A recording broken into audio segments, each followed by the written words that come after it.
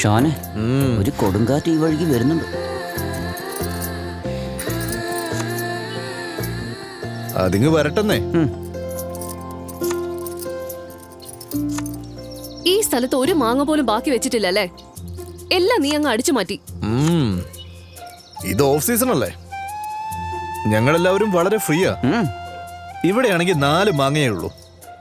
ഞാനാണെങ്കിൽ ഒരെണ്ണം എങ്ങനെയൊക്കെയോ അന്വേഷിച്ച് കണ്ടുപിടിച്ചു, എന്നിട്ട് അടിച്ചു മാറ്റി. ഇവിടെ ഇരുന്ന് തിന്നു മുടിക്കാൻ വേണ്ടിയല്ലേ ഇറങ്ങി തിരിച്ചിരിക്കുന്നത്? നമുക്ക് എവിടുന്ന് മാങ്ങ കിട്ടാനാ? ഫ്രീ ആയിട്ട് ഒന്നും കിട്ടത്തില്ല.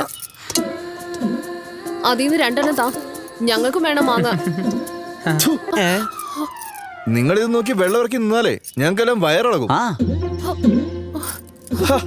ഓ, ഈ പുളിക്ക് ഒടുക്കത്തെ ടേസ്റ്റാടാ. വായിലിപ്പോ കപ്പലൊടിക്കാനുള്ള വെള്ളമുണ്ട്. നീ ഇതിന്റെ കളറൊന്ന് നോക്കിക്കേ. ഇവരുടെ ഈ നോട്ടം കണ്ടിട്ടേ നമ്മളെല്ലാവരും വയറിളകി ചാവുന്നാ തോന്നുന്നത്.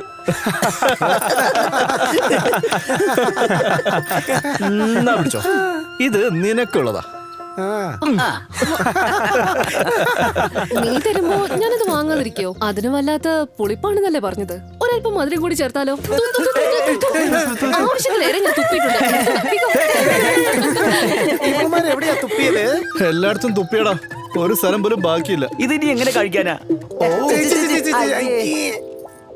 ആന്റി, ആന്റി, എന്തു പറ്റി? നീ എന്തിനാ ദേഷ്യപ്പെട്ട് ഇങ്ങോട്ട് വന്നത്? ആന്റി, ഞാനിപ്പോ വളർന്ന് വലിയൊരു പെണ്ണായില്ലേ? എനിക്കായിട്ടൊരു മര്യാദയൊക്കെയല്ലേ? എന്റെ പൊന്നുമോളുടെ പ്രശ്നം എന്താന്ന് വെച്ചാ പറ. നിനക്ക് എന്താ സംഭവിച്ചത്? ആന്റിയുടെ മോൻ ഷോനല്ലേ, അവൻ എല്ലായിടത്തും എന്നെ കുറിച്ച് അനാവശ്യം പറഞ്ഞോണ്ട് നടക്കുക. എല്ലാം പച്ച കള്ളോ ആന്റി? അത് അത്രയ്ക്ക് സ്വീറ്റ് ആയിട്ടുള്ള നല്ല കാര്യങ്ങളൊന്നും അല്ല കേട്ടോ. അതൊക്കെ വളരെ പുളിച്ച മോശമായ സംഭവങ്ങളാ. മോശമായ സംഭവങ്ങളോ? എന്താ നീ പറഞ്ഞു വരുന്നേ? അവരങ്ങനെ ഇപ്പൊ എന്താ പറഞ്ഞേ? ഞാനൊരു ചെറുപ്പക്കാരിയല്ലേ, ഗ്രാജുവേറ്റ് അല്ലേ, പോരാത്തേന് സുന്ദരിയും. ഇപ്പൊ മനസ്സിലായില്ലേ ആന്റിയുടെ മോൻ എന്നെ കുറിച്ച് എന്തൊക്കെയാ പറഞ്ഞോണ്ട് നടക്കുന്നതെന്ന്? കാജലി ഈ പറയുന്ന കാര്യങ്ങളൊന്നും എനിക്ക് വിശ്വസിക്കാൻ പറ്റുന്നില്ല. കലേ, എന്നെ സംബന്ധിച്ച് ഇങ്ങനെ ഒരു കാര്യം നടന്നിട്ട് പോലും ഉണ്ടാവില്ല. എന്നാ പിന്നെ ഞാൻ പറഞ്ഞതൊക്കെ കള്ളാണെന്നാണോ? ഞാൻ പറഞ്ഞ കള്ളാണോ? ഈ അമ്മമാരല്ലേ ഇങ്ങനെയാ പിള്ളേരെ കാണിക്കുന്ന തെറ്റൊന്നും ശ്രദ്ധിക്കുന്നു. ആന്റിയോട് വന്ന് പറഞ്ഞതാ എന്റെ തെറ്റ്. അത് പഴയ അച്ചാറാ, അടുത്തതെടുത്തോ. കാജല, എടി കാജല. നമസ്കാരം. അതെ, ദാ പിടിച്ചോ, ഈ ഡ്രസ്സൊക്കെ വാഷ് ചെയ്ത് അയൺ ചെയ്ത് വെച്ചേക്കേ. ശരി മാഡം, ചെയ്തേക്കാം. ആന്റി, ആ ആന്റി, പറയും മോനെ. എനിക്ക് ആന്റിയോട് കുറച്ച് കാര്യങ്ങൾ പറയാനുണ്ട്. എന്താ മോനെ? നിങ്ങൾ എന്നെ ഇങ്ങനെ മോനെന്ന് വിളിക്കുന്നത് കേൾക്കാൻ തന്നെ എന്തൊരു സുഖമാണെന്നറിയോ? പനിനീർ പൂവിനെ പോലെ കുളിരേകുന്ന ആ ഒരു സുഖം ഉണ്ടല്ലോ, എന്ത് പറയാനാ. ഇപ്പൊ ആ സുഖമൊക്കെ നരകത്തിലേക്ക് ഒഴുകുന്നത്. കഷ്ടകാലം നല്ലത്. എന്താ ഉണ്ടായേ? എന്നോട് പറഞ്ഞോ? നിങ്ങളുടെ പുന്നാരമോട് കാണിച്ചു കൊടുത്ത പണികളുണ്ടല്ലോ, അതിന് എന്നെ കൂടെ സഹിക്കാൻ പറ്റില്ല. അവൾ എന്ത് ചെയ്തെന്നാ? അവള് കാശ്മീരിൽ വളർന്ന പെണ്ണല്ലേ, ഞാൻ അവളെക്കാളും മൂത്തതുമല്ലേ. അവൾ അതിന്റെ ഒരു അല്പം മര്യാദയെങ്കിലും എന്നോട് കാണിക്കണ്ടേ? അത് ന്യായമല്ലേ? അപമാനിക്കുന്ന രീതിയിൽ അവൾ എന്താ പറഞ്ഞത്? അവൾ എന്നോട് എന്തൊക്കെയാ പറഞ്ഞതെന്ന് ഒരു അമ്മയായ നിങ്ങൾക്ക് പോലും മനസ്സിലാവുന്നില്ലേ? അല്ല, അവള് നിങ്ങളുടെ സ്വന്തം മകള് തന്നെയല്ലേ? ആ പ്രശ്നത്തെ കുറിച്ച് പറയുകയാണെങ്കിലേ അതൊരു പഞ്ചസാര ഇല്ലാത്ത ചായ പോലെയാ. ഇനി എന്തെങ്കിലും സംഭവിച്ചാൽ എന്നെ കുറ്റം പറയരുതേ.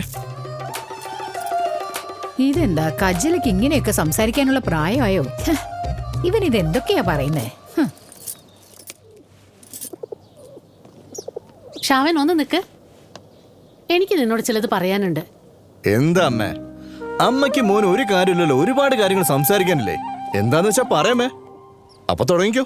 കാജലയെ കുറിച്ച് നീ മോശമായ കാര്യങ്ങൾ പറഞ്ഞു നടക്കുന്നുണ്ടെന്ന് കേട്ടല്ലോ, അതും കേൾക്കാൻ കൊള്ളാത്ത രീതിയിൽ. അയ്യോ എന്റെ പൊന്ന അമ്മ, എല്ലാം പച്ച കള്ളാ. അവൾ അമ്മാവന്റെ വീട്ടിൽ എങ്ങനെ ജനിച്ചെന്നാ എനിക്ക് മനസ്സിലാവാത്തത്. അവള് വെറും പെണ്ണല്ല, ഒരു മരം കയറി പെണ്ണാ. നീ ഇപ്പൊ പറഞ്ഞുകൊണ്ടിരിക്കുന്ന എന്റെ അനിയനെയും കുടുംബത്തെയും കുറിച്ചാണെന്ന് തോന്നുന്നല്ലോ.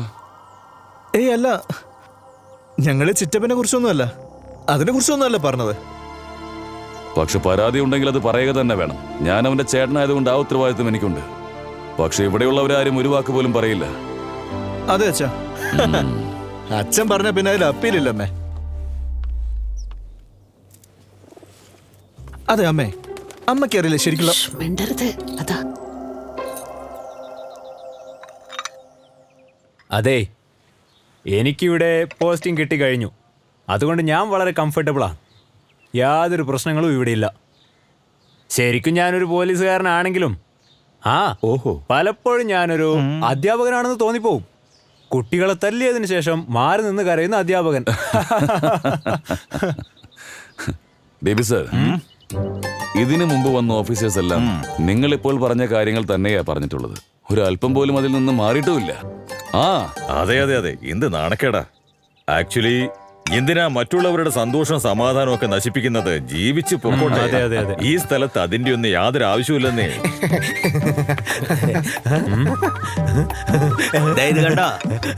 ഇതൊക്കെ ഫാം ഫിഷ് അല്ലേ? ഫാം ഫിഷ് ഒന്നും ഇവിടെ ആരും കഴിക്കാറില്ല.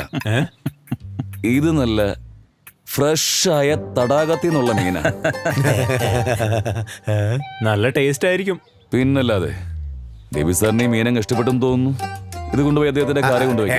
നിങ്ങളാരും തെറ്റിദ്ധരിച്ചില്ലെങ്കിൽ ഞാനൊരു കാര്യം പറയട്ടെ. മീൻ മുറിക്കുന്നത് അത്ര ഈസി ആയിട്ടുള്ള കാര്യമൊന്നുമല്ല. അത് എല്ലാരെ കൊണ്ടും ചെയ്യാൻ പറ്റത്തുമില്ലെന്നേ. ഞാൻ പറഞ്ഞത് ശരിയല്ലേ? അത് ശരിയാ. ഞങ്ങളൊന്ന് വിളിച്ചാൽ മതി. അതിന് പറ്റിയ ആൾക്കാരെ ഞങ്ങൾ അങ്ങോട്ട് അയച്ചേക്കാം. അവരെല്ലാ കാര്യങ്ങളും ചെയ്തോളും. മീൻകറി വെക്കാൻ ഇവിടെ ആളുണ്ട്.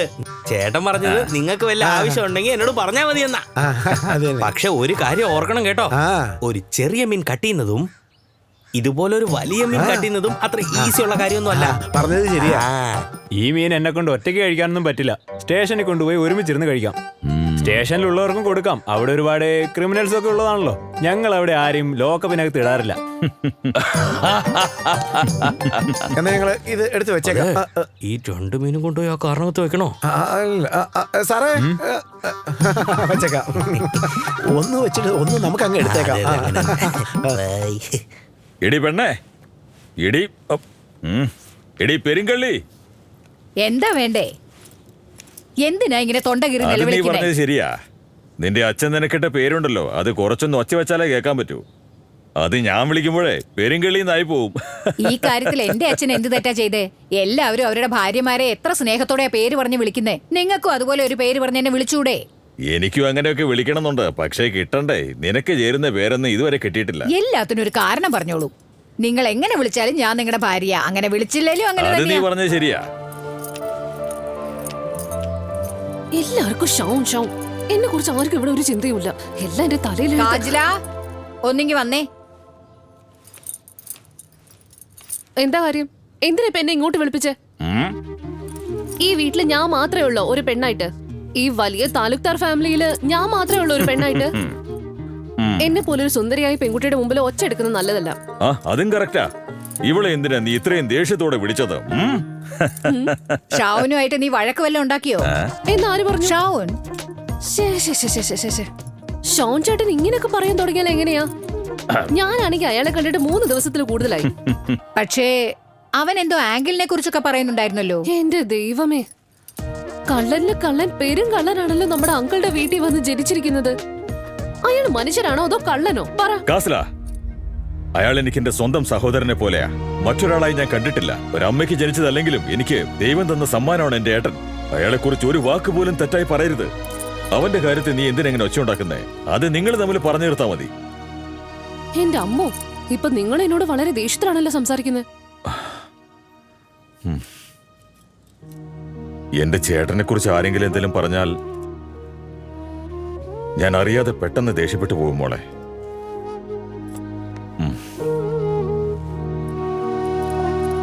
നിനക്കറിയില്ലേ, ചേട്ടനും അനിയനും അത്രമാത്രം സ്നേഹത്തിലാ. നീ എന്തിനടി അതൊക്കെ പറഞ്ഞത്? ആന്റിയല്ലേ തുടങ്ങിയത്. എനിക്ക് ദേഷ്യം വന്നു, അതുകൊണ്ട് ഞാൻ പറഞ്ഞു. പെൺകുട്ടികളായ അടക്കം ഒതുക്കവും വേണം. എങ്കിലേ കുടുംബത്തിൽ സന്തോഷവും സമാധാനവും ഉണ്ടാവും. പെൺകുട്ടികളും ആൺകുട്ടികളെ പോലെ തുടങ്ങിയാലേ പിന്നെ കുടുംബം ഛിന്നാഭിന്നമാകും. എന്നെ കൊണ്ട് പറ്റില്ല.